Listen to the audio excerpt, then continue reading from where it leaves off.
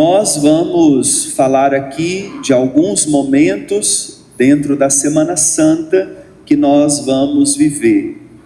A Semana Santa é, por excelência, um tempo todo dedicado ao Senhor.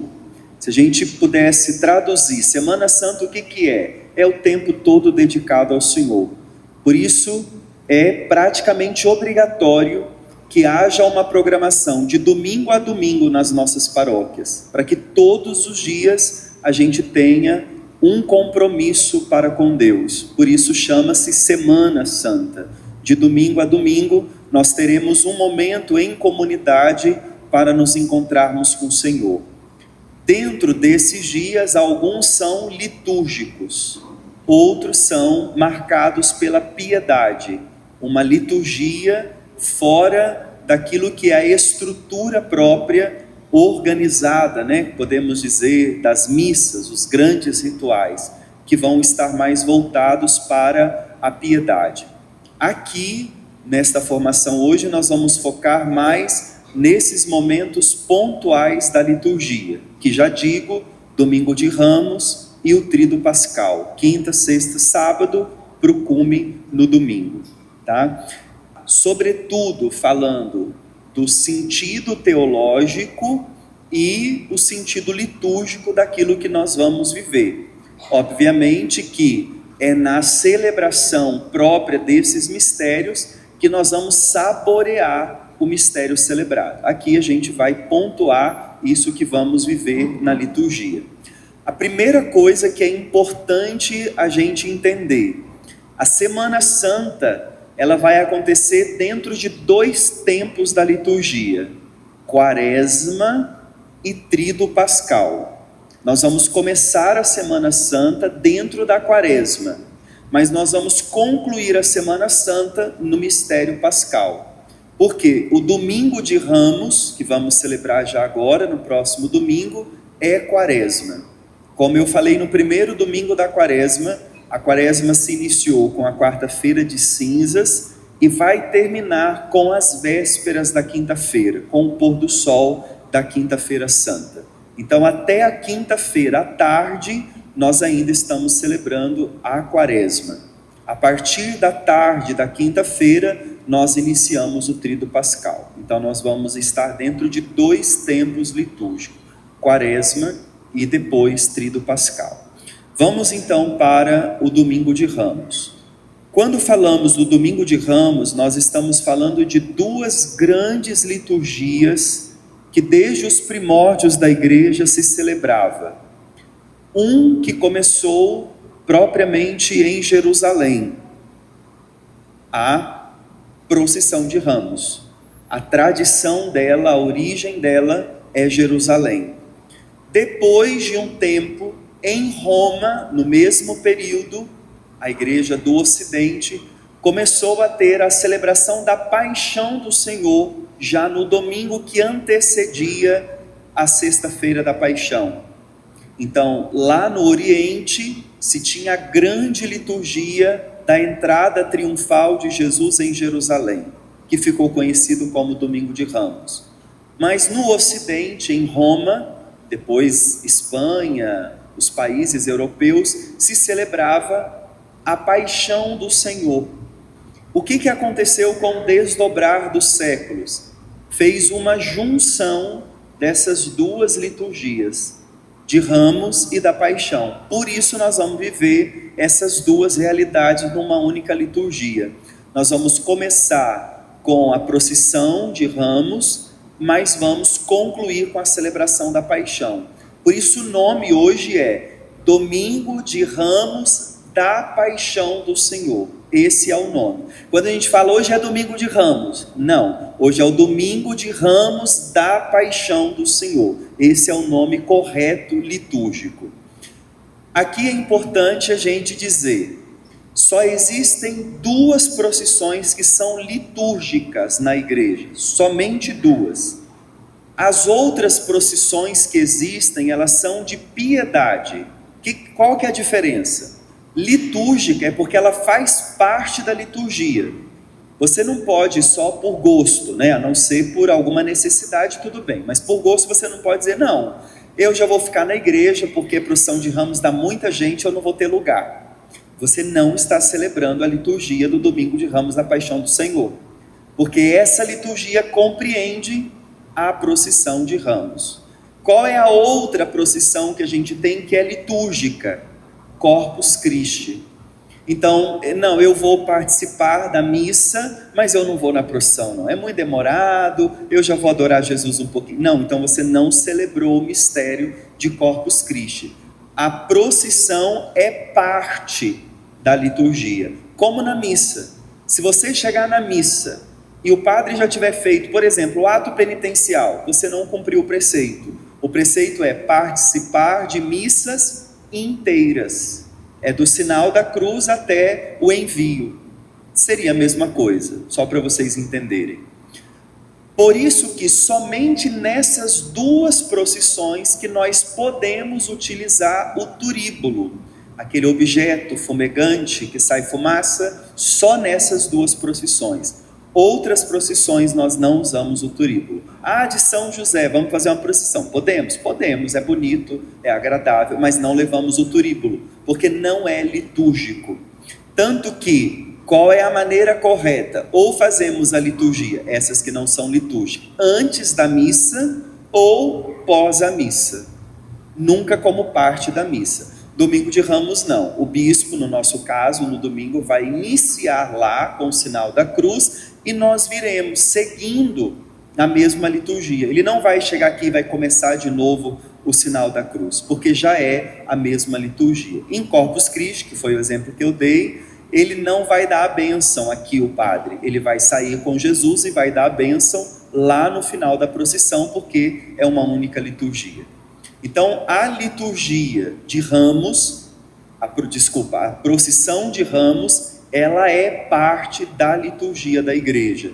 Então, nós celebramos essa liturgia participando da procissão de Ramos. Quem é que está dispensado? Só quem não pode mesmo fazer a procissão. Aí, obviamente, tem a dispensa da igreja. Do contrário, nós precisamos participar para cumprir lá o preceito. São dois momentos distintos. Primeiro, a procissão, que vai ter o rito inicial, o sinal da cruz, vai ter a bênção dos ramos, a proclamação do evangelho e uma breve homilia ou algumas palavras de exortação. Essa é a primeira parte da liturgia. No nosso caso, esse ano, o bispo, ele vai abençoar os ramos. Depois, com esses ramos abençoados, nós viremos em procissão. Qual é o significado desta procissão? Nós vamos professar a nossa fé em Jesus Cristo como nosso Salvador. Esse é o sentido. Por isso a gente sempre orienta, tem que ser um ramo razoável pelo menos, porque ele é a expressão da sua fé. Não pode pegar um galinho daquele murcho de arruda lá, porque isso é a sua fé. A gente ri disso, mas a gente tem que entender o que é aquilo. Aquele ramo simboliza a minha fé em Cristo. Então precisa ser uma coisa visível. E nós vamos testemunhar esta fé pelas ruas. Nós vamos dar um testemunho público da nossa fé. Como faremos isso? No levantar os nossos ramos e com os cantos que nós faremos. Sobretudo com a proclamação: Hosana ao filho de Davi. É isso que nós faremos. Quando proclamarmos isso, nós estamos dizendo para todos que nos virem, ou aqueles que sabem, é católico, crê em Cristo e vive a sua fé. Então esse ramo, ele vai nos acompanhar durante toda essa procissão, e aí é vibrante, porque lá, essa procissão não tem sentido de tristeza, de interiorização, ela é externa, ela manifesta alegria, é o nosso testemunho do senhorio de Cristo, e vamos entrar à igreja com esse espírito, barulhento mesmo, Hosana, Hosana, Hosana, quase estremecendo a igreja. Quando nós adentrarmos a igreja, enquanto estamos cantando, o bispo vai tirar a capa, colocar o paramento, a hora que ele chega na cátedra, nós guardamos os ramos. Aí vamos para a outra parte da liturgia.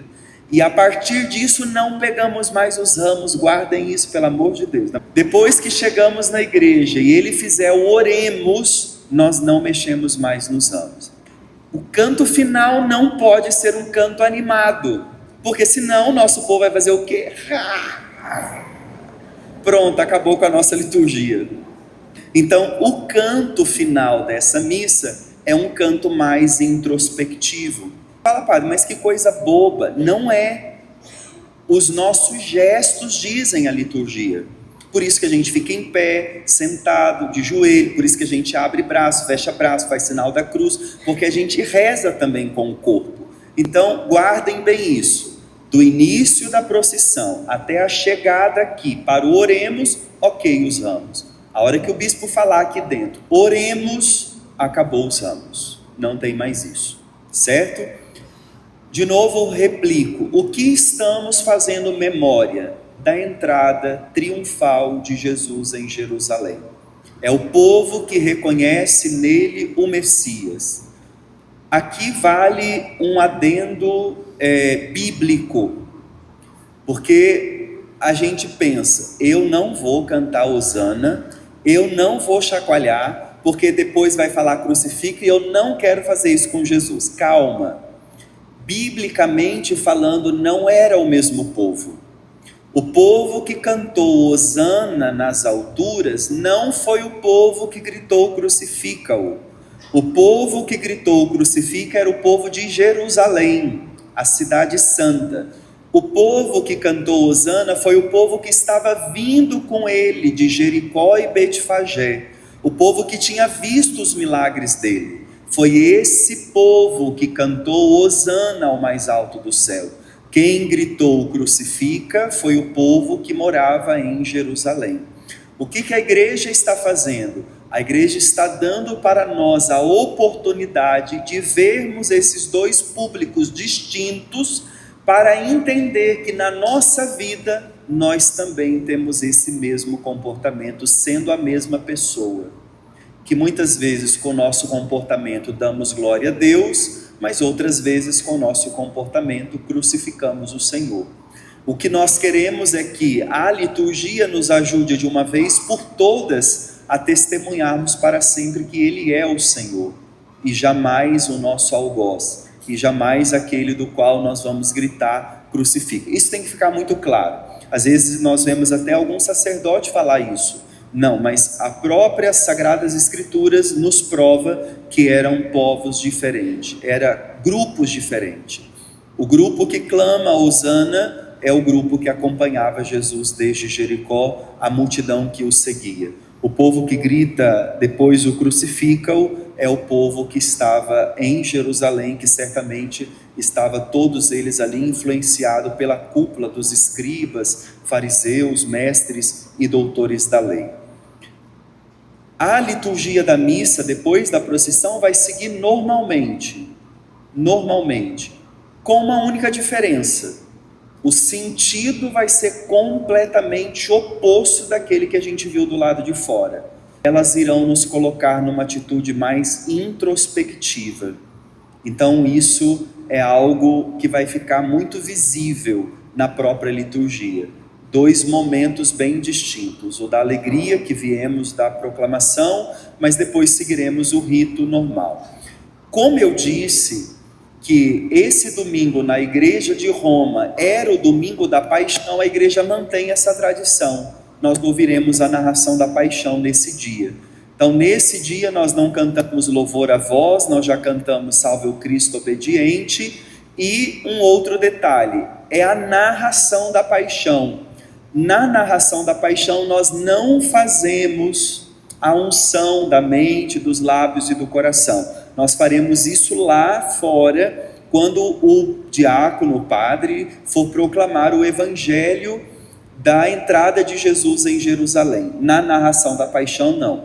Então quem vai narrar a paixão tem que ficar bastante atento, porque ele vai dizer: narração da paixão de nosso Senhor Jesus Cristo. E já começa o texto. Que se der um tempo o povo faz. Glória a vós, Senhor. E não tem isso na narração da paixão. É uma leitura imediata ao anúncio.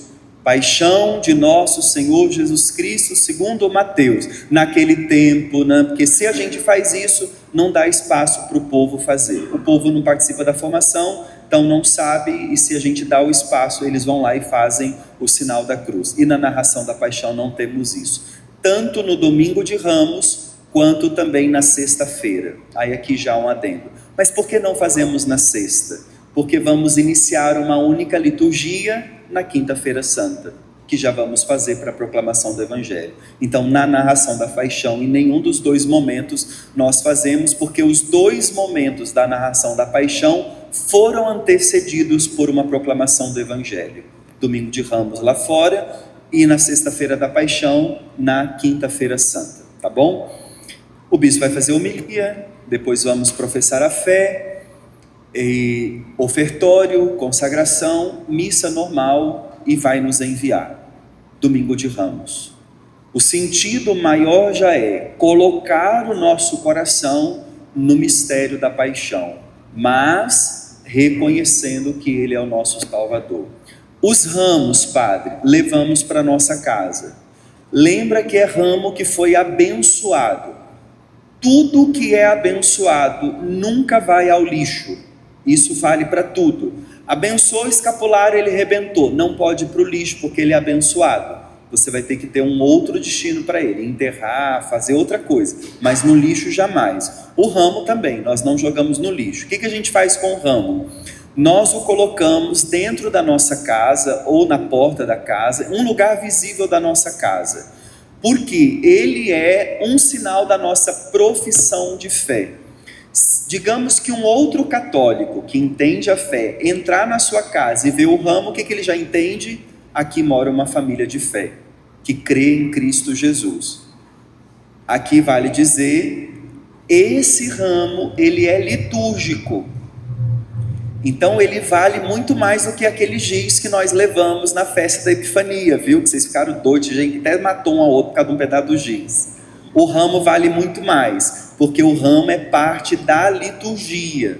O giz não, o giz era uma piedade que a gente utilizou. Então se você fez de tudo para colocar o giz na sua porta, tem que fazer mais ainda para colocar o ramo, ou na porta, ou na sala, enfim, ele tem que estar lá. E ele ficará com você até meados do ano que vem, em fevereiro, quando vamos pedir para você trazer, vamos incinerá-los, e com a cinza nós vamos colocar de novo na sua cabeça na quarta-feira de cinzas. É de lá que vem a cinza, desses ramos que nós utilizamos com o domingo de Ramos da Paixão do Senhor. Deu para entender? Então nada de me jogar ramo fora, viu? Ramo abençoado não se joga fora. Depois nós temos segunda, terça e quarta-feira, que são momentos de piedade que nós fazemos.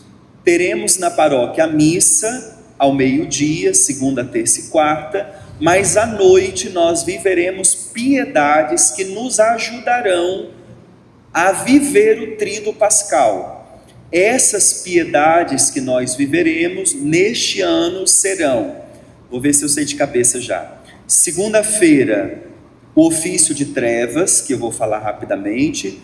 Depois, na terça-feira, a celebração das dores de Nossa Senhora.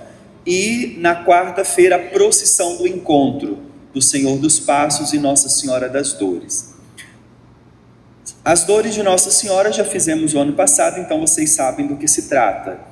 A celebração do encontro também já fizemos. A novidade esse ano, não sei se a paróquia já fez algum outro ano, será a celebração do ofício de trevas, que é uma aliturgia ou uma paraliturgia. É uma celebração de piedade, que consiste em quê? Fazer um grande exame de consciência da força das trevas para a luz de Cristo que vai se aproximar. Então nós faremos a oração com 7 salmos, vai ter um candelabro aqui com 14 velas, e cada salmo que nós formos rezando, o chantre vai apagando 2 velas, começando das laterais para o meio. No final ficará uma única vela acesa, que é a imagem de Jesus.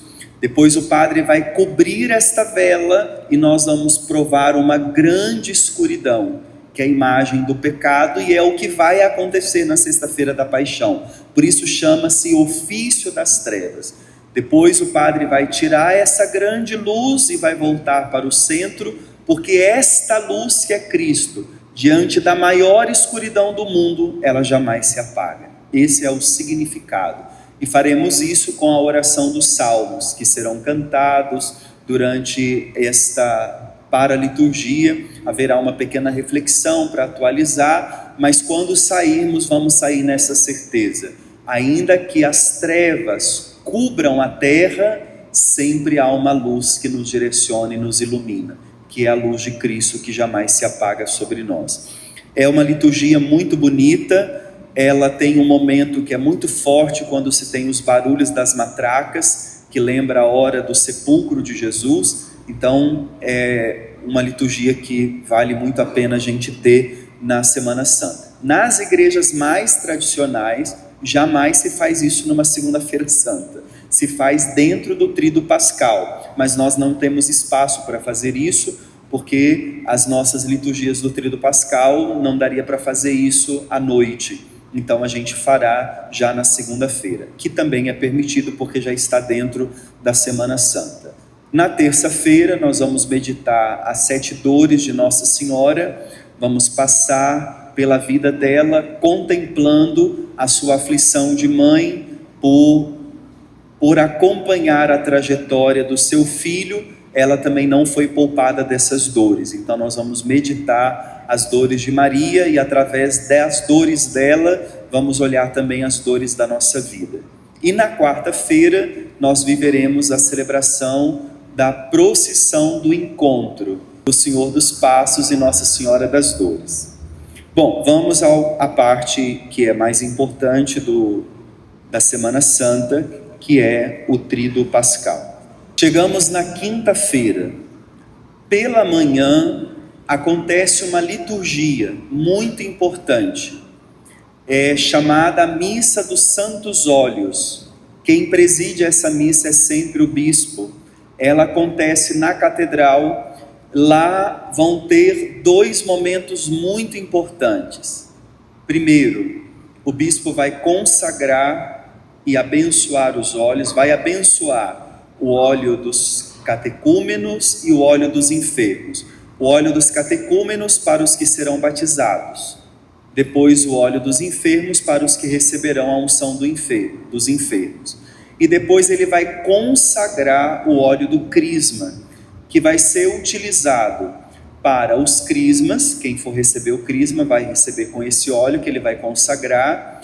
As ordenações que teremos, seja de padre ou se tiver algum bispo, vai usar esse óleo, ou se tiver alguma consagração de altar, de dedicação de igreja, ele também vai usar esse óleo do crisma. É uma liturgia muito bonita. Se vocês tiverem oportunidade, vale a pena participar. É sempre quinta-feira pela manhã. No nosso caso, tem dioceses que são mais distantes, os bispos celebram algum outro dia da Semana Santa, mas no nosso caso será na quinta-feira pela manhã, às 9 horas da manhã lá na catedral.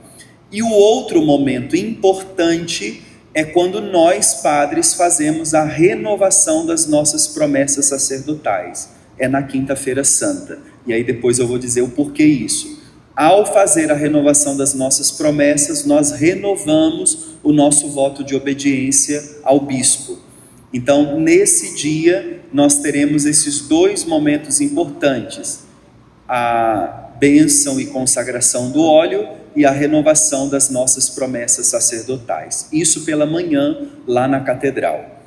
Nas paróquias ainda é quaresma. Por que eu estou falando nas paróquias? Lá não vai ser? Lá vai ser quaresma, mas lá nós já estaremos de branco, porque vamos celebrar a bênção e a consagração do óleo e a nossa renovação sacerdotal. Então o bispo já vai estar de branco e nós também. Mas terminou ali. Se fôssemos fazer uma outra coisa, volta para o roxo. Agora, à tarde, nas vésperas que a gente diz, aí nós iniciamos então o tríduo pascal e terminamos a quaresma. Aí você fala, então eu estou fazendo penitência, então na quinta-feira, com o pôr do sol, eu já posso voltar? Não, você pode vir para celebrar o tríduo pascal, não tem nada que celebrar a quebra da tua quaresma. Nós vamos entender isso porque ela continua até o domingo de Páscoa. Nós vamos iniciar a Quinta-feira Santa com a missa chamada In Cena Domini, a ceia do Senhor. É o nome dessa Eucaristia da Quinta-feira Santa. Vocês verão que quando vocês chegarem nas comunidades aqui ou nas outras duas que vamos celebrar, ela estará ornamentada para a festa. Toalha do altar branca ou dourada, vai ter flores. A diferença é que ainda estaremos com as imagens veladas e a cruz também processional estará velada. E quem for ao sacrário vai ver que Jesus não estará lá. O sacrário estará aberto. Porque nesse dia nós celebramos a instituição da Eucaristia. Então nesse dia nós não teremos reserva eucarística no sacrário. O sacrário estará com a porta aberta. Esses serão os sinais externos que vocês verão logo que vocês chegarem na comunidade. E tem que estar assim. Sacrário aberto, cruz velada, as imagens veladas e o altar preparado como para a festa. Essa liturgia da missa In Cena Domini, nós vamos celebrar 3 grandes mistérios. 3 grandes mistérios acontecerão nesta liturgia. Primeiro, nós teremos a instituição da Santíssima Eucaristia. Foi num dia como neste que eu estou falando da quinta-feira, que Jesus rezou a primeira missa. Foi lá que ele instituiu a Eucaristia.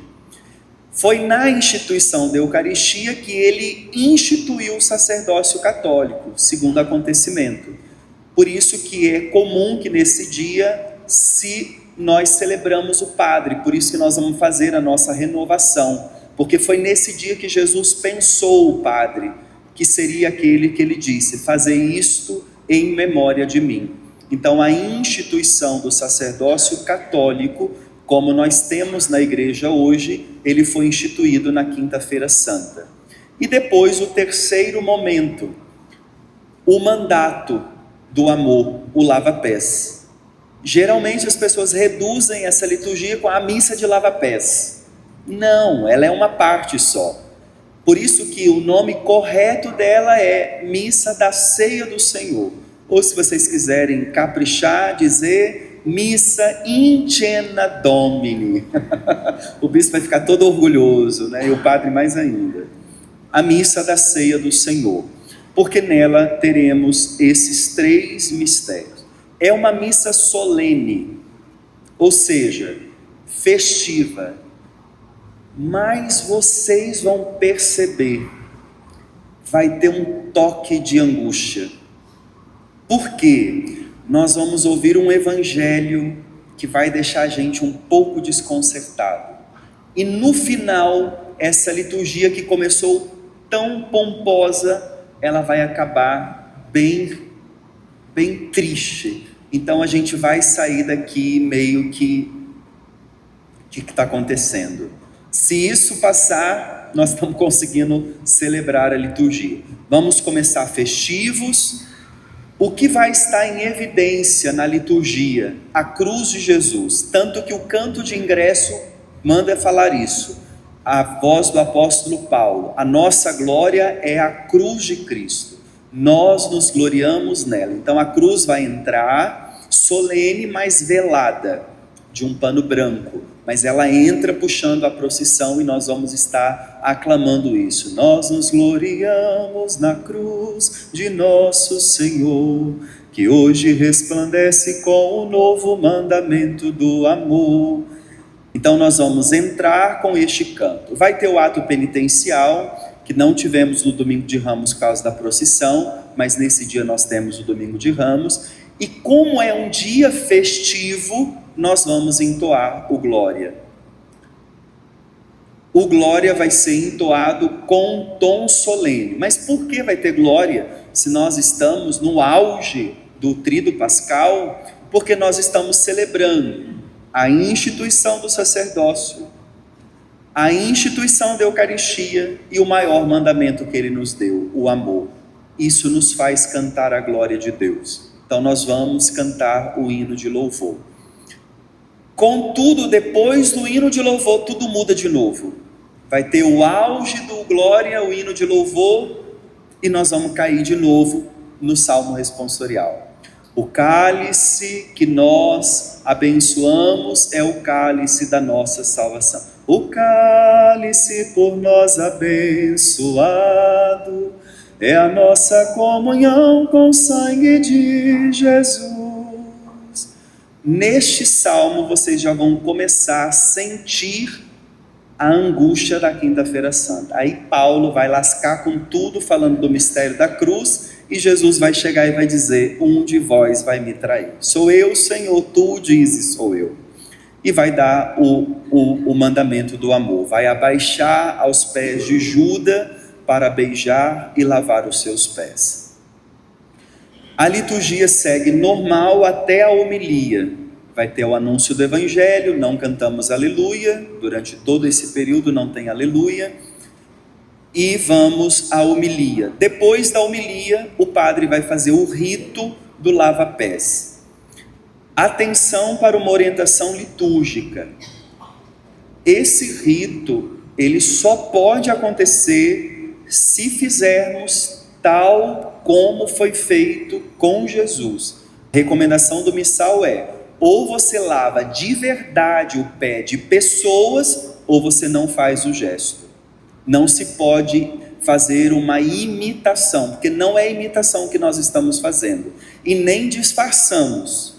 Tem que jogar água e lascar a boca lá mesmo. Lascar a boca. Vai beijar, porque é o gesto de Jesus. Não tem essa. Porque o rito, o sentido é esse. É lavar mesmo os pés. Ali não é uma imitação. Tanto que o cerimoniário, eu falo com eles, tem que ter uma bacia grande, porque não é para pingar água. Se for para pingar água, não faz nada então. Não, é para lavar mesmo. A gente derruba a água, passa a mão, passa a toalha e lasca o beijo. Levantamos e vamos para o outro. Nós seguimos o mesmo gesto de Jesus na ceia. Vamos terminar a homilia, vamos tirar a nossa roupa de festa, a casula, vamos colocar o gremial, que é o avental do serviço, do escravo. Não é teatro, não é teatro. É de verdade o mistério que vamos fazer.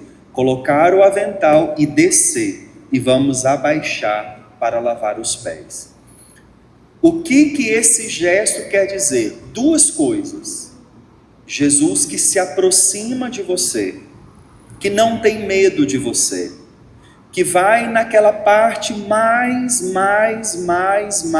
baixa de nós, e ele se inclina.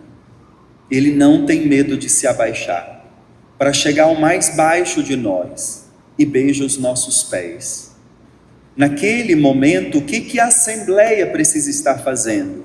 Permitindo que Jesus realize isso. Não é só ficar, olha meu Deus, nosso padre, ô coitado gente, sobe e desce, beija o pé de um, beijo. Não, aquela hora é a hora que nós rezamos. O Senhor agora desce a minha história. Ele vai lá nas profundezas da minha vida. Como ouvimos ontem no Evangelho, ele vai ao encontro de Lázaro que já está em carniça. Manda abrir a pedra, manda tirar a pedra, sente a carniça de Lázaro, fala com o Pai e diz: Lázaro, vem para fora. Ele fará isso. E pasmem, ele fará isso com Judas, e com Pedro, e com João, e com Tiago, e com Filipe, e com Bartolomeu, e com Natanael, cada um de um jeito. Ele não escolhe, ele vai ao encontro de cada um, o encontro de cada um, e vai lavar os pés.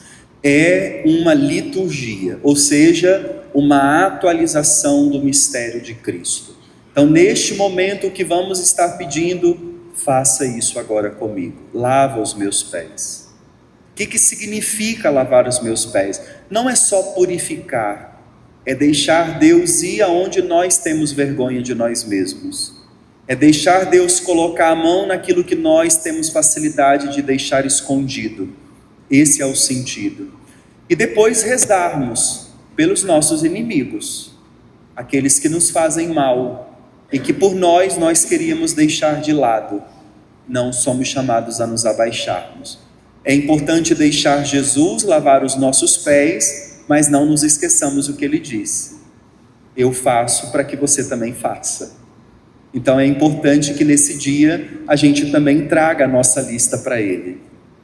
Senhor, quem eu preciso lavar os pés? Quem eu preciso abaixar? Quem eu preciso inclinar? Então esse será o primeiro gesto que nós vamos externalizar nessa liturgia como um momento profundo e forte. Depois que o padre lavar os pés daqueles 12 que vão representar os apóstolos, vai se levantar, eles voltarão aos lugares, o padre vai purificar a mão, porque depois ele vai preparar as oblatas, as ofertas, coloca de novo a casula e segue o rito da missa. Nesse dia, nós vamos consagrar a Eucaristia que vamos comungar. Nesse dia, isso já serve aí para os ministros, nós não comungamos da reserva eucarística, mesmo que tenha, e geralmente temos. Nesse dia não comungamos da reserva eucarística, nós comungamos da hóstia que o padre vai consagrar naquela missa. Por que isso? Porque é a instituição da Eucaristia. Padre, mas e se a gente tiver muita reserva no sacrário numa missa e não der para consagrar? Nós vamos consagrar pelo menos a hóstia magna, e dela eu tenho que comungar, porque eu não posso, repito, fazer um sacrifício e não consumá-lo. Por isso o padre é o primeiro que comunga. Porque ele é o melhor? Não, porque ele é Jesus, que se imola, ele precisa consumar o próprio sacrifício, o sacrifício da cruz. Disse isso para falar que nesta missa todos nós então faremos a comunhão da Eucaristia que foi consagrada. Nesse dia nós consagramos uma quantidade a mais, porque no outro dia nós não teremos o sacrifício da missa, e quando eu falar da sexta-feira eu vou explicar melhor isso. Terminada a comunhão, ficará sobre o altar uma âmbula, um cibório que a gente chama. Os ministros vão pegar a reserva eucarística, a reserva, e vão levar para um outro lugar. Por quê? Porque lembra que eu disse que o sacrário estava aberto? Ele vai continuar aberto. Eles vão levar a reserva eucarística para um outro lugar, que chamamos de altar da reposição ou altar da recomposição. Aqui na paróquia, geralmente fazemos ali na sala de paramentação, esse lugar onde vai ficar a reserva eucarística. A âmbula principal ficará sobre o altar. O padre vai levantar, vai fazer oremos pós-comunhão e vamos preparar para fazer a transladação do Santíssimo. Vou tirar a casula, o padre vai tirar a casula, vamos colocar a capa, o véu umbral, vamos velar Jesus. Nós não saímos com Jesus exposto na quinta-feira santa, e com Jesus velado nós vamos fazer uma procissão. No caso aqui da paróquia, por espaço, a comunidade fica na igreja, vai sair o padre com alguns ministros cerimoniários e vamos do lado de fora, lá na Santo Antônio no canto, lá na Santa Luzia também no canto, mas aqui vamos do lado de fora e vamos colocar Jesus no altar da reposição. O que é esse altar da reposição? É a imagem do Horto das Oliveiras, o Getsêmani. É isso que ele vai representar. Jesus vai sair em agonia e vai ficar a noite toda esperando o momento da sua crucificação. Nós faremos isso cantando a música completa de Tomás de Aquino. Canta a igreja, o Rei do mundo, que se esconde sob o véu. Só o teclado bem baixinho, só para a gente não desafinar, e as matracas, taca, taca, tá, taca, taca, tá. E aquele trem que vai lá na alma da gente, e o padre, todo compenetrado, leva Jesus para o altar da reposição. O padre vai chegar, o sacrário vai estar aberto, porque ele vai estar vazio, o padre vai colocar Jesus vai ajoelhar, vai incensar e vai trancar o sacrário. Nesse dia não há exposição do Santíssimo Sacramento. Por que não? Porque Jesus está em agonia, trancado.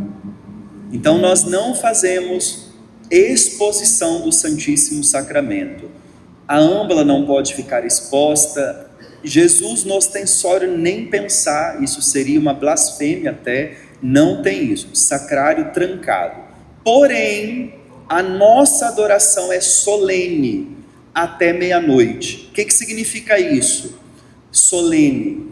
Nós deixamos as flores, as velas e prestamos a nossa adoração a Jesus como Senhor e Salvador. Solenidade. Neste dia, o sacrário, nós vamos ao encontro dele como se ele estivesse exposto, mas o sacrário estará trancado. E nesse dia nós até fazemos a genuflexão dupla, como fazemos quando ele está exposto, porque aquele lugar vai lembrar para nós o Horto das Oliveiras. O padre incensou Jesus, trancou, volta em silêncio para a igreja. Vai tirar a capa, vai tirar a estola branca ou dourada, vai colocar a estola roxa e vai ficar aqui de frente ao altar. E aí vai começar a desnudar o altar. E é aquele momento que nós vamos rezar o Salmo 31. Enquanto se reza o Salmo 31, tudo que for sinal solene que estava na missa vai sair.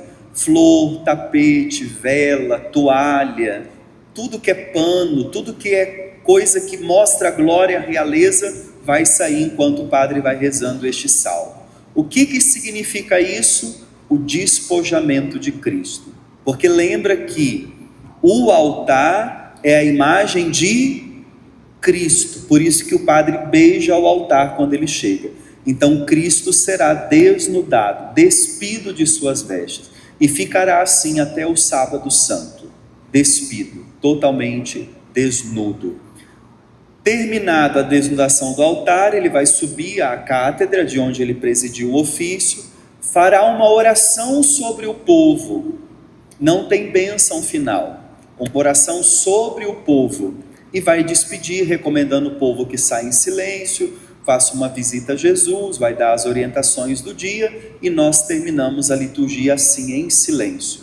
Altar totalmente desnudo, saímos em silêncio e prestamos a nossa homenagem a Jesus. Jesus ficará, a igreja no caso, ficará aberta até meia-noite, depois ela será fechada e vamos abri-la novamente às 6 horas da manhã, para que de horas em horas a gente venha para adorar Jesus até às 3 horas da tarde, no caso aqui, e na comunidade Santo Antônio e Santa Luzia, das 6 até o meio-dia, para as pessoas se organizarem e virem para a celebração. Esta é a celebração da Quinta-feira Santa. Repito, quais os mistérios que estarão em evidência? A instituição do sacerdócio, a instituição da Eucaristia e o mandato do amor. Esses 3 sinais estarão em evidência nessa liturgia. Aí você fala, padre, mas o mandato do amor a gente viu no lava-pés. A instituição da Eucaristia a gente viu com a consagração e o translado do Santíssimo. E a instituição do sacerdócio, do começo ao fim. Sem o sacerdócio não tem missa, sem o sacerdócio não tem Eucaristia. Então é nesse dia que nós vamos dizer a Deus, obrigado pela Igreja Católica, obrigado porque temos os padres. É nesse dia que nós agradecemos ao Senhor pela instituição do sacerdócio católico. Sexta-feira Santa, aqui vale a orientação agora. Sexta-feira Santa, como na quarta-feira de cinzas, é dia de jejum e abstinência de carne. 2 coisas, jejum e abstinência de carne. Como que é o jejum eclesiástico da igreja? Você vai tirar uma refeição inteira e as outras 2 você vai fazer de tal modo que se juntar as 2 não dão meia. É isso, certo? 3 refeições, café, almoço e jantar. Você vai tirar uma. As outras 2 você vai fracionar. para que essas duas não dê uma completa. Deu para entender? Isso é o jejum. Não é ficar sem comer. Jejum não é só passar fome. Jejum é o treino da vontade. É muito mais do que passar fome. Até porque se jejum for passar fome, a gente passa um dia e no outro dia a gente se acaba. Não é isso. Mas o treino da vontade. Olhar e falar, não, só um pouquinho. Não, hoje não. Isso é o jejum. Então você vai escolher a que você quer tirar, as outras duas você vai fazer metade. Lembrando que pessoas que têm a idade mais avançada não faz jejum, quem toma medicação controlada não faz jejum e crianças não fazem jejum, tá? Então vocês estão dispensados do jejum. Por que isso? Porque a igreja é mãe, ela não é madrasta. Ela quer que você faça penitência, mas que você esteja bem para celebrar os mistérios, tá? Então isso é cada um que vai ter que avaliar. Aí aqui vale, porque somos capixabas raízes, né? Pelo menos a maioria, quem não é já se enculturou. Cuidado com a torta capixaba. O ideal era que não comesse a torta capixaba e nem a bacalhoada, porque que jejum que é esse? Que penitência que é essa, comendo bacalhau com palmito? Ah, faça-me um favor. Um ovinho mexido tá bom demais. Credo, padre. Por isso que lá em casa eles estão chamando eu de estranho, tá? Então não deixe chamar de estranho. Come um pedacinho de torta. Um pedacinho, pequenininho. Ninguém vai morrer para deixar para comer no outro dia. Ou faz igual lá em casa. Minha família faz uma semana antes para eu poder comer. Aí é bom, né? Não, brincadeiras à parte. Lógico que pode comer, mas lembra o sacrifício. Não faz sentido você falar que está fazendo jejum e comer um prato de bacalhau. Não é isso. Bom, na sexta-feira, se Deus nos der a graça, Padre João e eu estaremos aqui para atender as confissões. Já orientamos, é confissão nesse dia.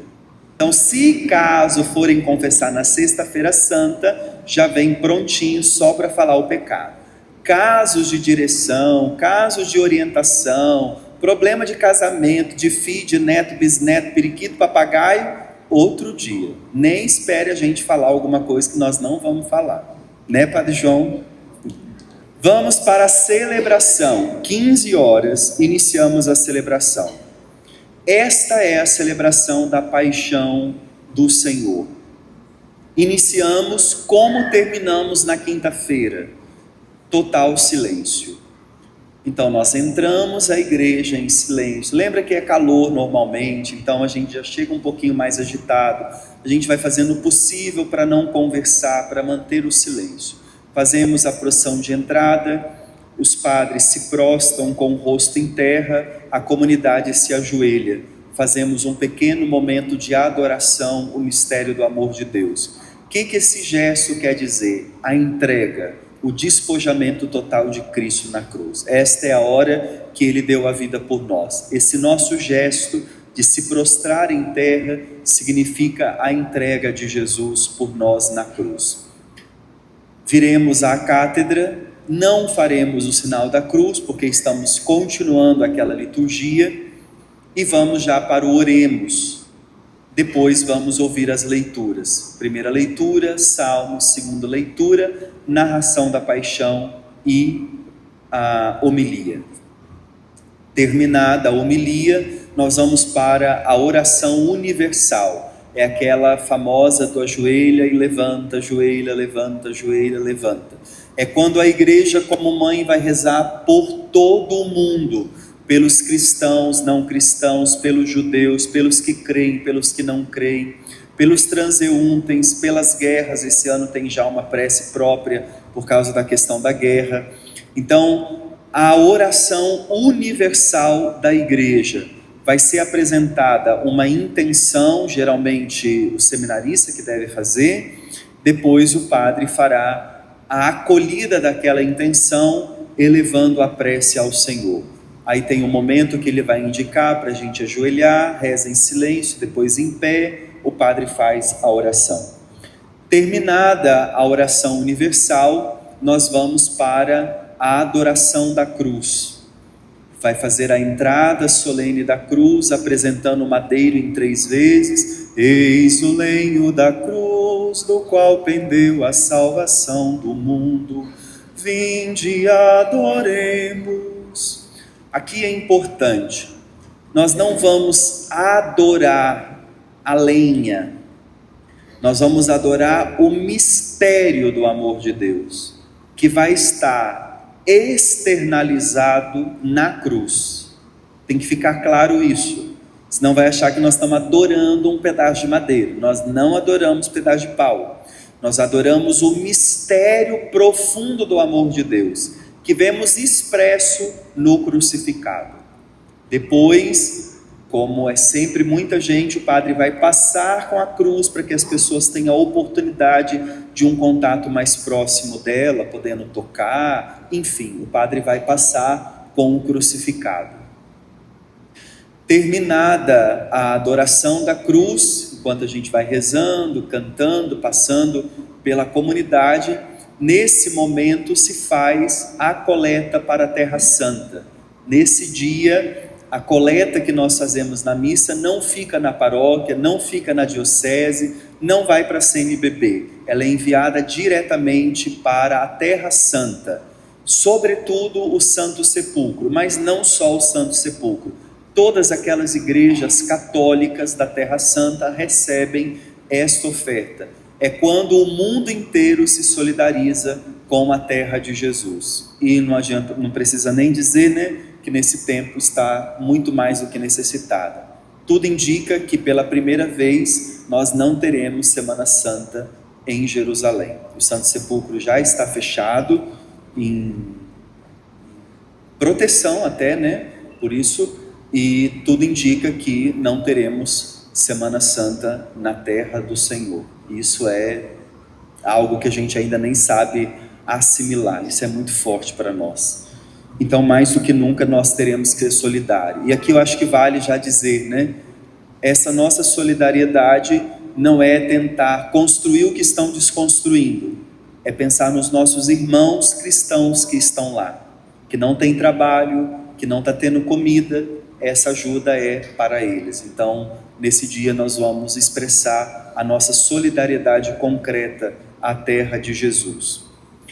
Terminada a adoração da cruz, nós vamos preparar a comunhão. Lembra que eu disse que na quinta-feira nós fizemos uma consagração a mais das reservas eucarísticas, porque é nesse dia único do ano que a igreja não celebra a missa. Não existe missa nesse dia da Sexta-feira Santa. E aí pode ter a pergunta, mas por quê? Se esse é o dia do sacrifício, se a missa é o sacrifício de Cristo, por que nesse dia não se celebra? A resposta é essa, porque nesse dia nós estamos celebrando o sacrifício, não podemos fazer um outro. De verdade na liturgia haverá o sacrifício, nós vamos fazer memória dele, não tem como a gente fazer um outro, porque na missa nós fazemos a memória do sacrifício incruento.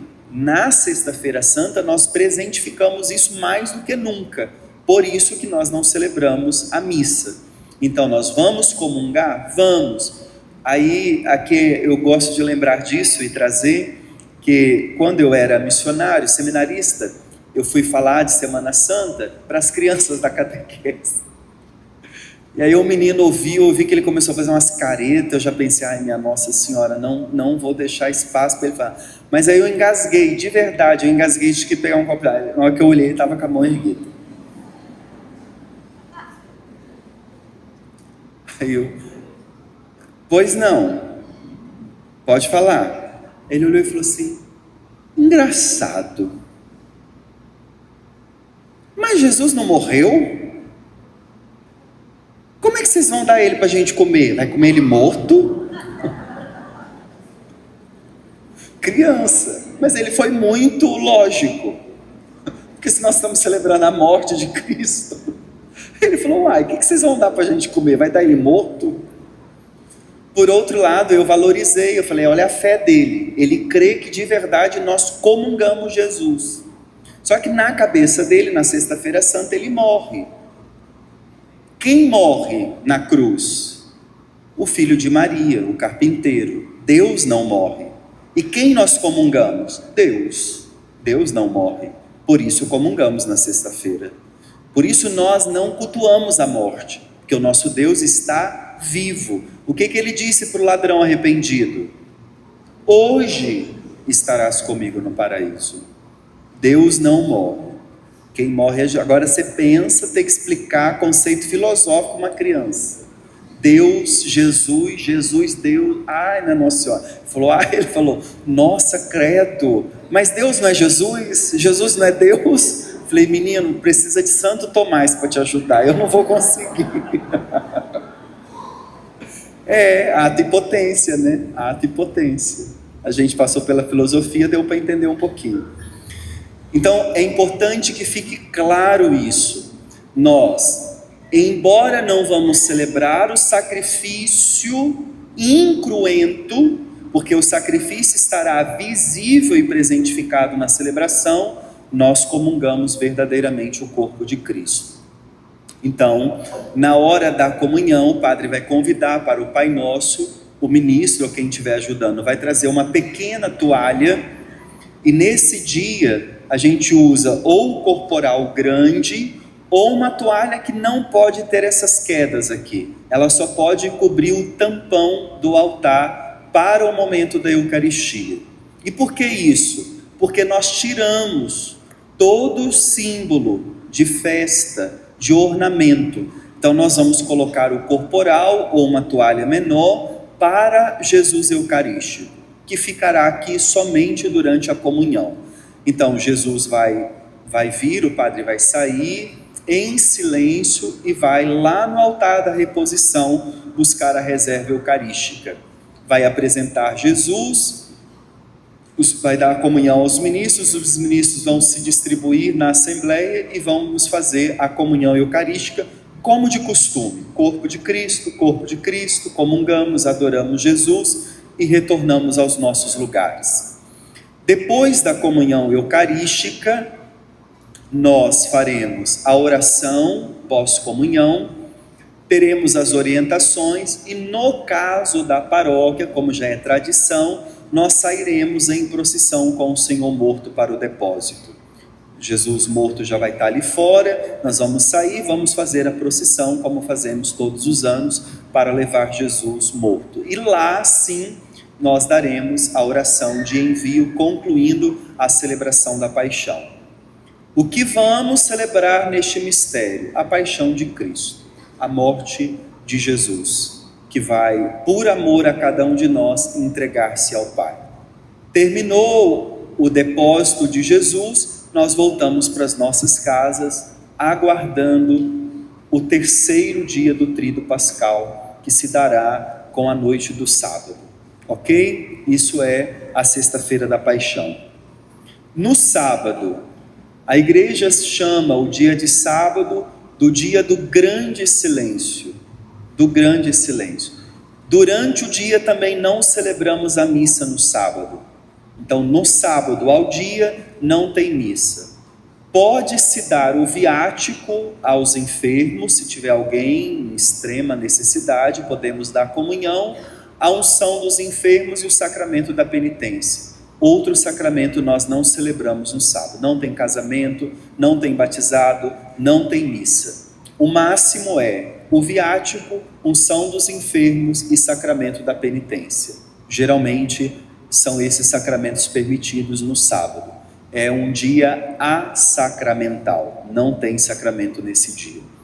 Nos encontramos à noite. O correto, se a gente fosse falar, seria a grande vigília que duraria a noite toda até o amanhecer. Não fazemos isso, porque senão, já viu, quem é que vai ficar aqui? Então fazemos já bem cedo, 7 horas da noite, já está escuro, iniciamos essa liturgia. É uma grande liturgia. Santo Agostinho diz que ela é a mãe de todas as vigílias da igreja, a mais importante de todas. Tudo o que fizemos na quinta e na sexta foi para o sábado, foi para ele. Tudo o que celebramos é para chegar nessa noite do sábado. Então nós começamos com a bênção do fogo novo, uma fogueira que se faz, o padre vai abençoar o fogo novo, e desse fogo novo ele vai preparar o círio pascal, aquela vela grande com as marcas do crucificado. No caso aqui, fazemos geralmente na porta, vocês vão ter uma vela que vocês vão receber logo que vocês chegam. Depois que o círio estiver preparado com os cravos de incenso, que lembram as chagas de Cristo, o padre vai fazendo as orações das chagas, o ano que estamos vivendo, o círio vai começar a entrar solenemente na igreja. Do mesmo jeito que vimos a cruz adentrar na igreja, nós veremos o círio pascal. Na cruz nós dizemos: eis o lenho da cruz, do qual pendeu a salvação do mundo. Com o círio nós vamos cantar: eis a luz de Cristo, demos graças a Deus. 3 vezes, nos mesmos lugares onde a cruz foi levantada, será levantado agora o círio. À medida que o círio pascal vai entrando, a igreja vai ficando iluminada com as velas de vocês. É importante que a luz venha do círio.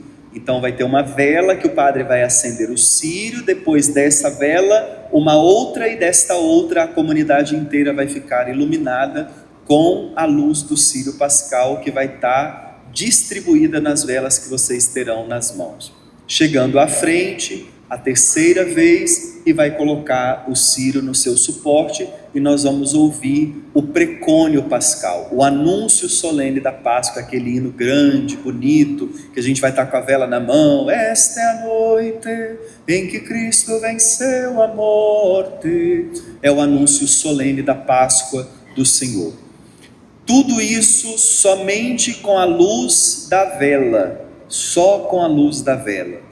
E vamos terminar a liturgia da luz com o precônio pascal, e vamos iniciar a segunda parte da liturgia, que é a liturgia da palavra.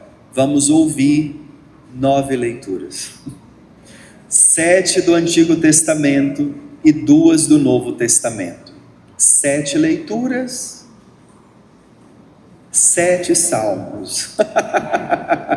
É grande, tá? Aí sempre pensa assim: se está grande para mim, imagina para os padres. E aí vai ficar tudo bem, viu? Liturgia da palavra, padre, por que tão grande? Porque nesta noite nós vamos ouvir toda a narração da história da salvação, do Gênesis aos apóstolos, a comunidade cristã. Por isso que ela é longa. Então vamos ouvir a leitura, o salmo e uma oração. Leitura, salmo, oração e assim sucessivamente. Depois que nós ouvirmos as 7 leituras do Antigo Testamento, vamos ouvir a leitura do Novo Testamento. E aí vamos cantar o anúncio do: rendei graças ao Senhor, que seu amor é sem fim. Diga ao povo de Israel que seu amor é sem fim. Terminado este salmo, nós vamos ter o anúncio solene do aleluia. Vai entrar uma criança, vai fazer o anúncio, e nós vamos cantar o anúncio solene, o aleluia solene da Páscoa. E aí, a partir disso, tudo será festa, tudo será gozo, tudo será alegria. Aí vamos cantar o glória, aí tudo já vai estar iluminado, aí as luzes da igreja, sino tocando, criança cantando, aquela folia toda de festa. Aí sim vamos ter concluído o grito maior com o nosso aleluia: Cristo venceu a morte, ressuscitou verdadeiramente, com o aleluia pascal. Vamos ouvir o evangelho da ressurreição do Senhor, a homilia. Terminada a homilia, vamos para a terceira parte da liturgia. Liturgia batismal. Nesta noite, nós teremos a chegada de novos irmãos, os catecúmenos. Serão só 22. Um mundo como esse que nós vivemos, ver 22 adultos buscando a fé, Nossa, isso enche o coração da gente de alegria. Pode durar a noite inteira, não faz mal. Imagina, são 20 pessoas conscientes que fizeram um caminho e estão aderindo à fé. Então nós vamos ter a liturgia batismal, abençoar a água. A chance de vocês é que eles já fizeram todos os ritos preparatórios em 3 domingos da missa, 11 horas da manhã. Então é só dar o sacramento para eles. Vamos batizá-los, vamos crismá-los e vamos dar para eles a primeira Eucaristia. Eles receberão os 3 sacramentos da iniciação cristã. Como essa noite é por excelência a noite do batismo, todos nós vamos renovar a nossa fé. Todos os anos é nessa missa que eu renovo a minha adesão da fé, com a renovação das promessas batismais. Aí não só os catecúmenos, mas toda a comunidade vai dizer: renuncio, renuncio, renuncio, creio, creio, creio. Aí vamos renovar, e depois do batismo deles, o padre vai aspergir a água abençoada sobre toda a comunidade presente. E terminada a liturgia batismal, não tem preces, porque vamos rezar a ladainha, ou cantar, não sei como é que vai ser. Então não tem preces, porque vamos invocar a ladainha de todos os santos. E vamos para a liturgia eucarística, a 4ª e última parte da missa, da vigília pascal. Rito normal, não tem nenhuma coisa diferente, liturgia eucarística normal. Solene, oração eucarística primeira do cano romano, mas tudo normal, comungamos, avisos, bênção final e vamos embora para casa descansar. Porque no outro dia a missa da aurora, às 6 horas da manhã. Ainda da vigília pascal, antes de encerrar, eu só queria lembrar uma coisa. Para a vigília pascal, como eu falei, é muito importante que nós comecemos a compreender a grandeza, a riqueza dela e reservemos esse espaço para a vigília pascal. Eu sei que é uma celebração longa, não é fácil, a gente sabe que não é. Para nós é cansativo, que estamos ali ministrando com adrenalina 1000, preocupado, que é um monte de detalhe. Imagina vocês que vão ficar sentados, ouvindo, levanta, senta, é cansativo. Não adianta falar que não é, é sim, é cansativo. Mas é preciso entender o mistério que vamos estar celebrando. É a noite por excelência da nossa fé. Porque é nesta noite que a nossa fé ganhou sentido. Cristo passou pela morte, não ficou na morte. E não é Ele, ao passar pela morte, Ele abriu um caminho agora para nós. Sem Ele nós teríamos ficado lá. Por isso nós vamos ouvir no canto de Santo Agostinho: Ele vai descer aos infernos e vai levar com Ele os filhos de Adão, aqueles que estavam esperando. Nós não vamos mais precisar esperar, porque Ele já abriu o caminho para nós. A gente vai fazer Páscoa de verdade, pechar. Nós vamos passar pela morte, nós não ficaremos nela, por causa dessa grandeza que Ele nos entregou. Então vejam, aqui a gente fez um apanhado, um resumo. Ô padre, mas o senhor não vai falar do domingo de Páscoa? Não. Por quê? A essência é o tríduo pascal. Tudo o que celebramos na missa está no tríduo pascal. Diferente de todos os outros tríduos, o tríduo da Perpétua, o tríduo de Santo Antônio, o tríduo de Santa Luzia, o tríduo de Santa Teresinha é para preparar a festa deles. O tríduo pascal já é por essência a Páscoa. Não é para preparar. Mas atenção, ele se desdobrou em 3 dias numa única liturgia, de 3 dias. Por isso a gente começa na quinta e nós só concluímos com a Páscoa do Senhor no sábado santo. O mistério é muito grande, nós não conseguimos abarcar. É lindo demais, é lindo demais. O meu desejo, Padre João, é que vocês cada vez mais consigam saborear, não só ver como espectadores, mas que vocês se sintam parte, que o coração de vocês possa viver como o nosso, Vocês não têm ideia como é o coração de um padre quando esses dias vão chegando. A gente fica ansioso, o coração fica numa expectativa. Por quê? Porque é grandioso demais, é grandioso demais. Só quem conhece no sentido de aproximar sabe do que de fato nós estamos falando, porque é uma experiência verdadeira, né? E isso se dá na Santa Liturgia. Eu acho que vocês estão entendendo o que eu estou dizendo, né? Não é só, nossa, que bonito, não é. Vai lá dentro da gente, mexe, a gente sai diferente, não tem como. É uma vivência de verdade que transforma e modifica a nossa vida.